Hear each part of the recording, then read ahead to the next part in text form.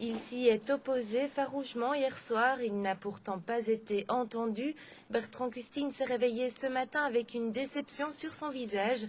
L'augmentation de l'impôt sur les personnes physiques d'Ivoire a bel et bien été votée par la majorité.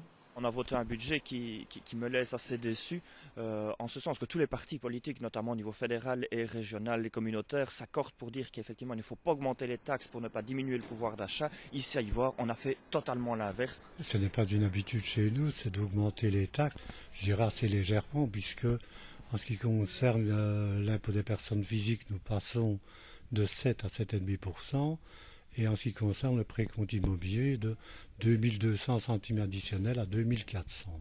Ce qui n'est pas énorme, ce qui représente globalement quand même une augmentation de l'ordre de 230 000 € au niveau des recettes budgétaires. Pas énorme, seulement voilà, le bourgmestre avait promis lors de sa campagne électorale qu'il ne toucherait pas aux impôts. Promesse non tenue, en cause la crise économique. Je vous avoue honnêtement que j'aurais souhaité ne pas augmenter les taxes maintenant. On aurait d'ailleurs pu ne pas le faire, mais nous ne pouvions pas non plus prévoir la crise. Et nous sommes, en tout cas en tant que commune d'Ivoire, victimes de la crise financière, puisque les intérêts sur nos placements diminuent considérablement, ainsi que au niveau des dividendes d'Exia par exemple. Mais pour l'opposition socialiste, d'autres moyens d'augmenter les finances de la commune existent. Il suffisait d'investir dans l'artisanat et le tourisme.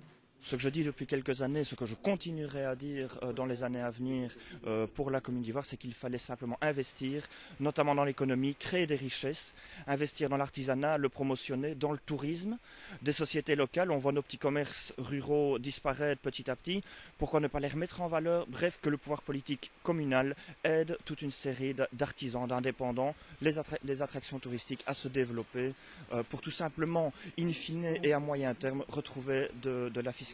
Quels sont vos projets d'investissement ici à court terme dans la commune d'Ivoire? Nous avons de gros projets d'investissement et notamment ceux qui vont se réaliser prochainement.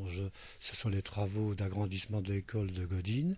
Nous avons aussi un projet d'aménagement d'un atelier des travaux pour regrouper nos services des travaux et un autre grand projet qui est celui de construction d'un nouvel arsenal des pompiers. Investir, oui, mais pas seulement pour l'opposition comme pour la majorité.